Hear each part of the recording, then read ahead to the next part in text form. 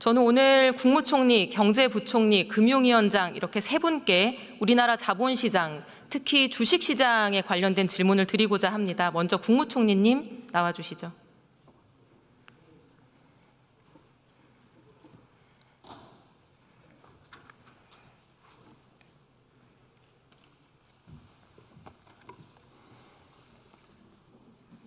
네, 노고가 많으십니다. 안녕하세요. 총리님, 저는 오늘 아주 중요한 개혁과제 한 가지에 대해서 정부의 입장을 묻고 설득하기 위해서 이 자리에 나왔습니다. 그래서 퀴즈를 내듯이 질문하는 것은 하지 않겠습니다. 대신에 조금이라도 의미 있는 답변을 하기 위해서 노력해 주시면 좋을 것 같습니다. 우리 주식시장이 장기 저성장의 늪에 빠져 있습니다. 그렇죠? 네, 성장 잠재력이 계속 내려가고 있는 게 맞습니다. 네, 세상 모두가 아는 얘기니까 길게 설명하지는 않겠습니다. 우리 코스피 지수가 처음으로 2000선을 넘은 게 2007년입니다. 지금으로부터 17년 전이죠. 지금은 얼마냐? 2500 정도 됩니다. 그러니까 17년 동안 1.3배 정도 성장한 것이고요. 비슷한 기간 동안 일본 니케이 지수는 5배 성장했고 미국 S&P 지수는 6배가 됐습니다. 올해 상승률만 비교해 본다고 하더라도 같은 글로벌 환경에서 S&P나 나스닥은 20% 가까이 상승을 했고 일본과 유럽 시장도 한 10% 정도 되는데 우리 코스피는 불과 0.17%. 코스닥은 지금 전쟁 중인 팔레스타인보다 수익률이 낮다. 어떻게 이럴 수가 있나. 이런 놀라움의 얘기들이 이어지고 있습니다. 다 알고 계신 내용이죠? 좀 장기적으로 보셔도 그런 팔레스타인보다도 못한 그런 실적을 보이나요? 지금 현재 시점 말씀하시죠? 주가라는 것은 항상 좀 변동성이 있기 때문에 드리는 말씀입니다. 네, 우리 코스피를 박스피라고 이제 부르는 용어가 있는데요. 17년째 2000대에 갇혀 있는 상황이기 때문에 그렇게 부르고 있습니다. 이렇게 우리 증시가 안 좋다 보니까 많은 부작용이 생깁니다. 첫째, 우리 기업들이 자기 가치를 인정을 못 받습니다. 우리 하이닉스와 미국 마이크론사 딱 두 회사만 비교해 보더라도 두 회사가 경쟁하는 HBM 메모리 시장에서 하이닉스 점유율이 압도적으로 5배, 6배 정도가 높은데 영업이익도 훨씬 크고요. 시가총액은 마이크론이 27%가 더 높습니다. 그래서 마이크론은 하이닉스보다 자금 조달도 훨씬 쉽고 유리하게 할 수가 있습니다. 현대차랑 도요타를 비교해 보더라도 PBR 차이가 엄청 나고요. 다른 기업들도 다 마찬가지입니다. 둘째, 돈이 외국으로 빠져나갑니다. 실제로 올해 상반기 국내 투자자의 외화증권 보유액이 171조 원으로 작년보다 27%가 늘어서 사상 최대치 경신했습니다. 그래서 우리 기업들한테 흘러 들어갔어야 될 돈이 바깥으로 빠져나간 거죠. 경제에 좋은 영향일 리가 없습니다. 세 번째는 국민연금도 덩달아서 가난해지고 있습니다. 우리 국민연금이 14% 정도, 160조 원을 국내 주식에 투자하고 있습니다. 근데 지난 3년간 국민연금이 해외 주식에서의 수익률은 12%였는데 국내 주식 수익률은 0.2%에 불과했습니다. 그래서 기금 고갈 우려를 다 같이 하고 있는 상황이고요. 그래서 총리님, 제가 이제 말씀드린 상황들에 대해서 대체로 알고 계실 텐데 우리 주식시장이 이렇게 저평가되는 게 원인이 뭐라고 생각하십니까? 물론 의원님께서 저한테 여쭤보는 이유는 이게 뭔가 구조적인 문제를 좀 얘기해 달라 하는 말씀이실 거고요. 최근에 이런 테크 기업에 대한 단기적인 이런 변동성이라든지 또는 지정학적 리스크 이런 것은 아니라고 생각합니다.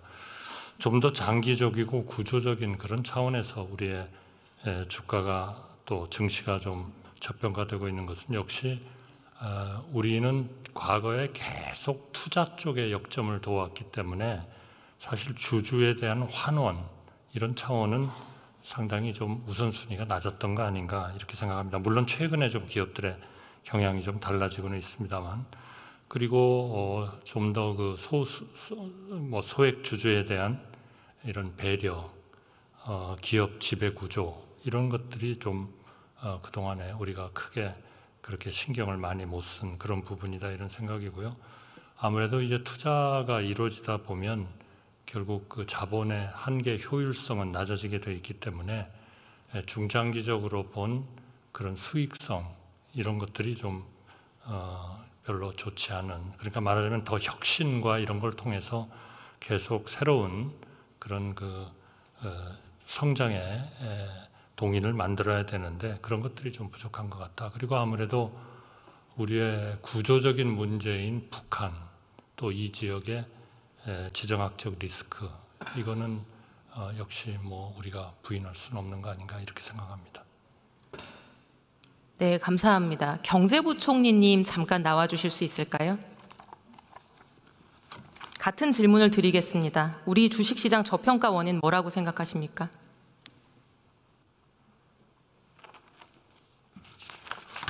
네, 좀 전에 총리님께서 설명하신 거와 뭐 큰 차이는 없습니다만은 기본적으로 주식시장에 상장되어 있는 우리 기업들의 어떤 수익성이나 성장성 측면에서 봤을 때 그 연구에 따르면 아시겠습니다만 우리나라 뭐 자기자본 이익률 이런 것들이 아무래도 좀 선진국에 비해서 좀 부족하고, 그 다음에 뭐 최근에 90년대 이후에 신생 기업들 숫자를 넣고 봤을 때도 그렇게 많지 않거든요. 이제 그런 원인도 하나 있고요.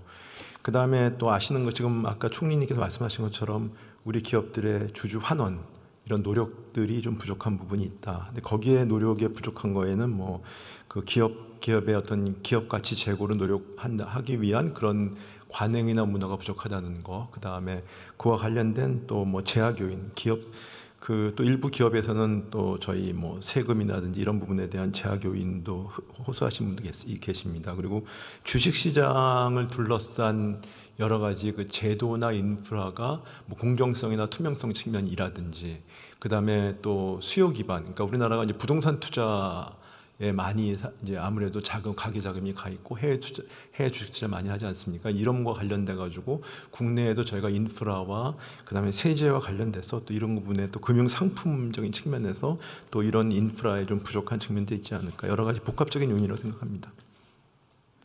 네, 금융위원장님 의견도 듣고 싶습니다. 잠깐 나와 주시겠습니까?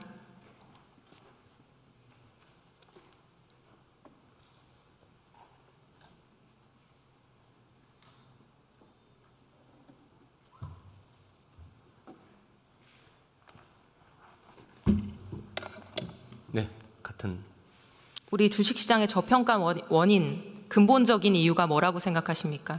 이렇게 17년째 장기 저성장의 늪에 빠져 있는 이유요. 앞서 부총리님 말씀드린 것과 거의 같은 맥락입니다만 조금 분류해서 말씀을 드리면, 시장의 구조적인, 그러니까 수요 측면에서 보면은 장기 안정적인 투자 수요가 선진국에 비해서 조금 부족하다 하는 생각이 듭니다. 그 이면에는 우리가 배당이나 이런 걸 통해 가지고 좀 꾸준히 수익을 얻는 구조가 아니고 단기적으로 매매를 통해서 이익을 얻는 그런 시장 구조다 보니까 수요가 안정적으로 가지지 못한다 하는 측면이 있고요. 상장 기업 측면에서 보면 아까 말씀 많이 주셨습니다만 주주 가치를 생각하는 경영이 그동안 기업들이 아직 완전히 좀 부족하게 있다 하는 측면이 있고, 시장 구조적으로 보면은 여전히 불공정 거래, 그러니까 공정성에 대한 투자자들의 신뢰를 얻지 못하고 있다. 이렇게 크게 나눠서 생각을 하고 있습니다. 네, 감사합니다. 번거롭게 해드려 죄송합니다만 총리님 다시 나와주시면 감사하겠습니다.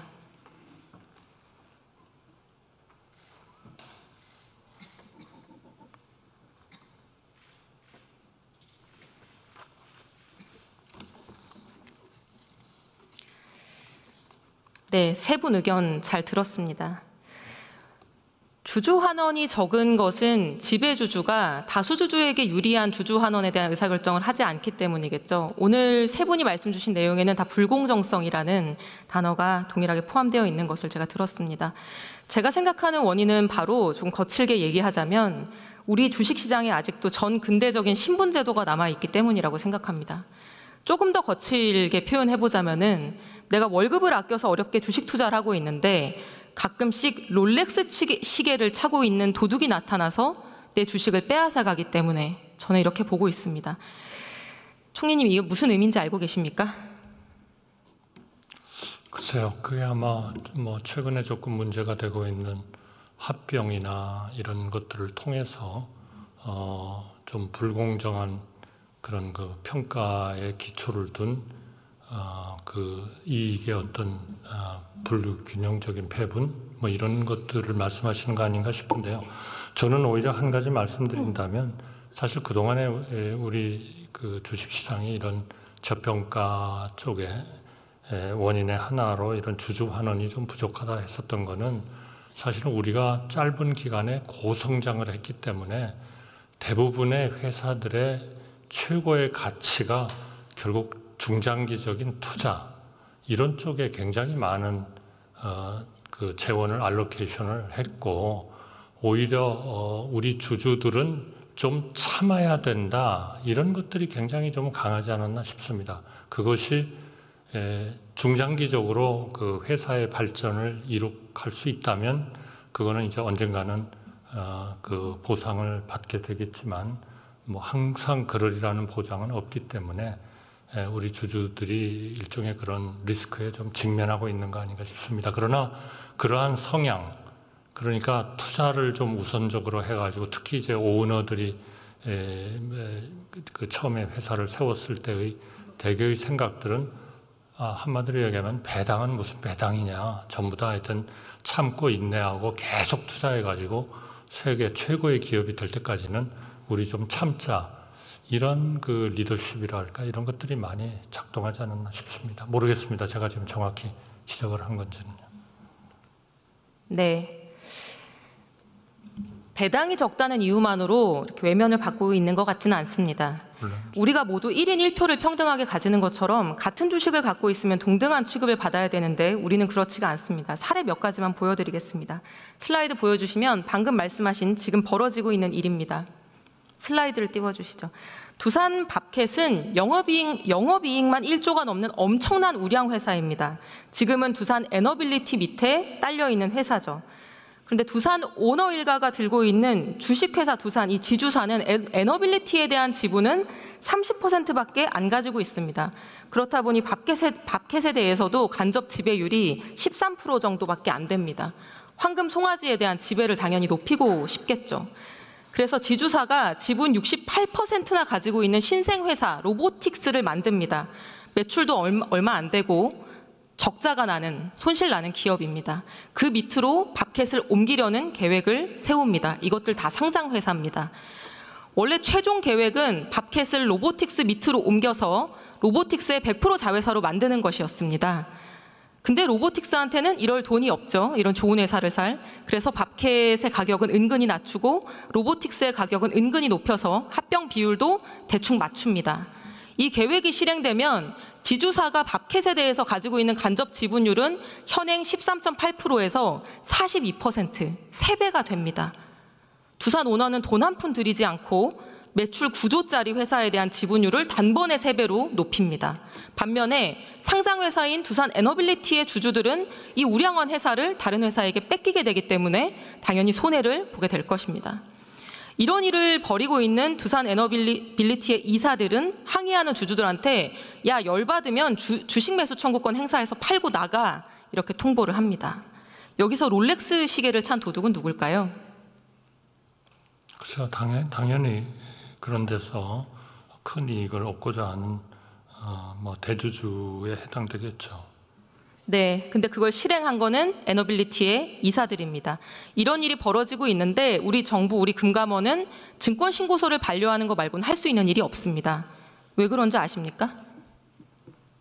글쎄요, 정확히 잘 모르겠습니다. 네, 답은 우리 상법과 우리 대법원 판례가 이사들의 이런 주주이익 침해 행위를 허용하고 있기 때문입니다. 슬라이드 보여주시면 상법 382조의 3, 이사의 충실 의무, 이사는 회사를 위하여 직무를 충실하게 수행하여야 한다라고 하고 있습니다. 다음 슬라이드. 그런데 2009년 삼성일가 구하기 판결이라고 비판을 받았던 에버랜드 전환사채 사건에 대법원 판결이 등장합니다. 그리고 이렇게 선언합니다. 이사가 주식회사 지배권을 다른 주주 의사에 반해서 제3자한테 이전하는 것은 기존 주주의 이익을 침해하는 것이긴 하지만 회사의 이익을 침해하는 것은 아니기 때문에 이 이사들이 주주에 의해서 충실 의무를 지지 않는 이상 이것은 무죄다. 우리가 일반적으로 주주와 회사의 이익이 일치할 거라고 생각하지만 이런 사건들에서는 주주의 이익과 회사의 이익이 일치하지 않는 겁니다. 왜냐하면 에버랜드에게는 없던 돈이 전환사채 발행으로 들어온 것이기 때문에 손해가 없지만 주주들에게는 지분이 희석되는 손해가 발생하는 것이죠. 이때부터 우리나라 기업의 이사들은 주주 이익 침해 면허를 가지게 됐고요. 그래서 두산 에너빌리티의 이사들도 고작 회사 지분 30%를 가지고 있는 지배주주의 이익을 위해서 나머지 70%의 일반 주주 이익을 침해하는 결정을 백주 대낮에 이렇게 버젓이 하고 있는 겁니다. 여론이 악화되고 금감원이 신고서 계속 반려하니까 3배 뻥튀기 포기하고 2배 뻥튀기 하겠다고 하고 있습니다. 총리님, 이 상법 개정해야 되지 않겠습니까? 네, 그 문제는 하여튼 소액주주 보호를 위해서 필요하다 이런 의견과 경영의 환경이 위축될 수 있다는 우려가 제가 보기에는 병존하고 있는 것으로 알고 있습니다. 그래서 정부로서는 좀 각계각층의 의견을 균형 있게 듣고 있고 경영 환경 위축 우려를 좀 완화하면서도 주주를 실효성 있게 보호할 수 있는 방향으로 입장을 정해 나가도록 하겠습니다. 21대 국회 때부터 민주당이 제출했던 상법 개정안 알고 계시죠? 네, 이사 충실 의무죠. 네. 슬라이드 보여주시면 보시다시피 이사에게 회사의 이익뿐만 아니라 주주의 비례적 이익까지 고려할 의무를 부여하는 내용입니다. 22대 때도 다시 발의되어 있습니다. 근데 이 상법 개정안에 대한 정부의 입장을 제가 도무지 알기가 어렵습니다. 정부의 입장이 있습니까? 지금 하여튼 의견을 좀 균형 있게 듣고 있고요. 양쪽의 그런 우려를 감안을 해서 입장을 정해 나가겠다 하는 그런 입장을 가지고 있습니다. 다음 슬라이드 보여주시면 윤석열 대통령께서는 올해 증권시장 개장식에서 이사회가 의사결정 과정에서 소액주주 이익을 책임있게 반영하도록 하는 상법 개정 추진하겠다 말씀하셨고요. 언론이 대통령실에 이게 무슨 의미냐 물어봤더니 상법이 소액주주 등 주주의 비례적 이익에 충실할 수 있도록 개정되어야 된다는 방향성을 언급한 것이다. 이렇게 설명했습니다. 아무리 봐도 제가 방금 소개한 그 충실 의무 확대 규정을 의미하는 걸로 보입니다. 다음 슬라이드. 금융감독원장도 이사 충실 의무 대상이 주주로 확대되어야 된다는 입장은 명확하다 이렇게 얘기했습니다. 제가 아까 얘기한 상법 개정안을 지지하는 입장으로 이해됩니다. 넘겨주시면 법무부는 현 여당 대표이신 한동훈 대표께서 법무부 장관일 당시에 이거 굉장히 획기적인 법안입니다. 이렇게 긍정적으로 평가를 했는데 법무부 공식 법안 의견에서는 반대 취지의 신중 검토 의견을 내면서 원칙적으로 회사 이익과 총주주의 이익은 일치하기 때문에 굳이 개정할 필요가 없다. 이런 의견을 냈습니다. 그러나 아까 제가 그게 달라질 수 있는 경우를 소개해드렸죠. 이 상법 개정하지 않고 아까 말씀드린 두산 밥캣 합병이나 LG화학의 물적 분할을 해서 LG화학 주주들의 주식을 35% 가까이 추락하게 한 일이나 제일모직과 삼성물산을 합병해서 삼성물산 주주들을 바보로 만든 일이나 이런 일들을 막을 방법이 있습니까? 글쎄 그런 일들이 새로운 기업의 환경 하에서는 과거보다는 훨씬 더 많이 일어날 가능성이 있다고 생각합니다. 기재부 장관님 잠시 나와 주시겠습니까?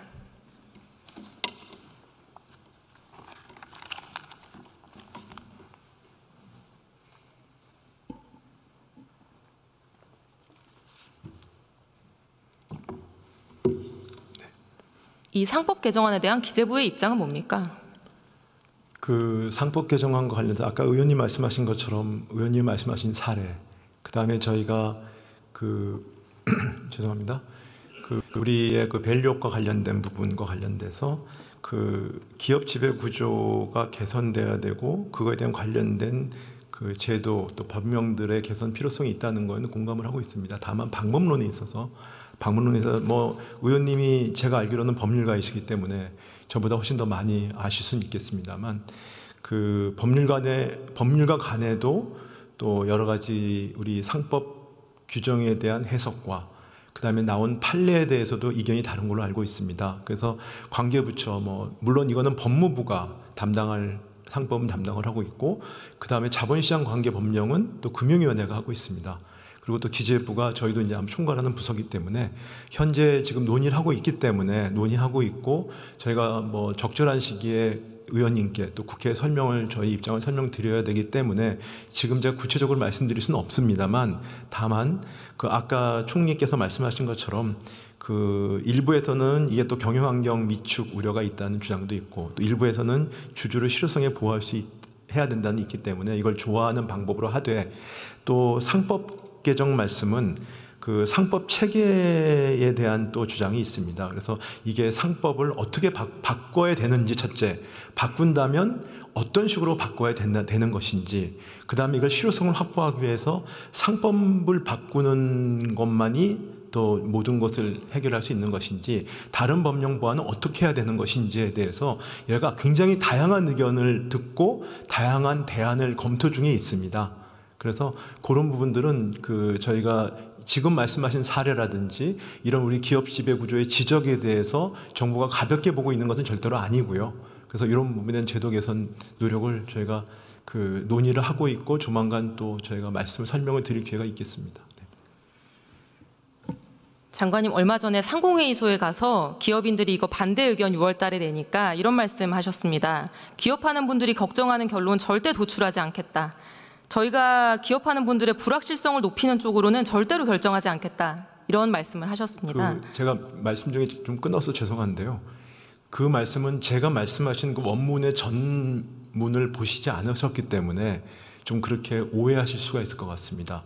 그 당시 상황을 설명을 드리면, 기업에 계신 분들이, 그러니까 왜냐하면 아시겠지만은 요번에 충실 의무와 관련된 지배구조에 대한 주장이 진짜 A부터 G까지 굉장히 다양하지 않습니까? 근데 다양한데 또 기업들의 경영 판단의 원칙이라든지 하는 부분도 존중해야 될 부분이 있습니다. 그런데 그럼에도 불구하고 그런 걸 고려하지 않은 주장도 일부 있습니다. 그래서 기업에서 오신 분들이 이건 기업 현실을 너무 모른다라고 그 자리에서 기업인들이 있는 모임이었습니다. 거기서 수백 명이 계신 모임에서 제가 답변을 해야 되는데, 정부의 역할은 그런 주장은 양극단이 있는데, 양극단이 있는 분들이 논의를 하다 보면 접점이 생깁니다. 접점은 제가 찾고 있는데, 그 접점은 아까 말씀드린 것처럼 주주에 대한 주주의 이익도 보호하면서 기업들의 경영에 불필요한 피해를 주지 않을 거다. 그러니까 기업인들이 걱정하는, 기업인들이 우려하는 그냥 그런 모르게 말하면 기업인들의 이익을 갖다가 원사이드하게 피해를 주는 그런 법안이 있지 않고, 그런 과정은 투명하고 그다음에 여러분들한테 의견을 수렴하면서 그 접점을 찾아 나갈 거라는 설명을 드리면서 제가 단어를 썼거든요. 근데 그것만 언론에서는 기업인들의 피해가 가지 않도록 하겠다고 그러니까, 정부가 마치 주주의 이익이나 그다음에 기업 지배 구조의 개선을 완전히 경영계의 측면에 서가지고 저희가 판단을 한다라고 의원님도 오해를 하셔서 저한테 질문을 하시는 건데, 그건 절대로 그렇지 않습니다. 그러면 장관님께 묻겠습니다. 네. 만약 소액주주들의 불확실성이나 불공정성을 제거하는 방향으로 정책을 추진하는 과정에서 기업인들에게 불확실성이 일부 발생한다. 그래도 그 길을 가야 된다는 것은 인정하고 동의하십니까? 저는 기본적으로 회사 전체 이익을 극대화하는 게 맞다고 생각하고 있고요. 주주도 주주 전체 이익을 극대화한다고 생각하고 있습니다. 그렇기 때문에 대주주의 이익도 침해받으면 안 되고요. 소수주주의 이익도 침해받으면 안 됩니다. 라고 저는 알고 있습니다. 네, 그것이 주주의 비례적 이익을 보호하는 방향이겠죠. 그거는 주주의 비례 이익에 대해서는 저는 의견을 약간 달리하는 부분이 있는데요. 제가 그 부분을 여기서 의원님과 논쟁할 수 있는 사항은 아닌 것 같습니다. 다만 기업의 이익을 극대화하는 것이 결국은 중장기적인 이익을 극대화하는 것이 주주 전체의 이익을 보호하는 것이고, 주주 전체 이익을 우리가 극대화를 추구하는 것이지, 그게 주주의 비례적인 이익을 추구하는 거하고는 저는 법적으로는 좀 다르다고 알고 있습니다. 네. 네, 제가 오늘 질문 시간을 거의 다 썼는데요. 네. 마무리를 하겠습니다. 다 같이 들어주시면 좋을 것 같고요. 저는 상법 개정해야 된다고 생각합니다. 정부의 입장이 무엇인지는 오늘 제가 적절한 답변을 듣지 못했는데요. 이거 말고는 제대로 된 해결책이 있을 수 없습니다. 근본적인 해법이 이거고 종합적인 해법이 바로 상법 개정입니다. 윤석열 정부가 지금이라도 이 상법 개정에 적극적으로 나선다고 하면은 그것은 정말로 근래 10수년간 중단됐던 경제개혁, 시장개혁에 큰 걸음을 내딛는 것이고 저는 큰 업적이 될 거라고 생각을 합니다. 이 길을 같이 가자고. 네, 알겠습니다.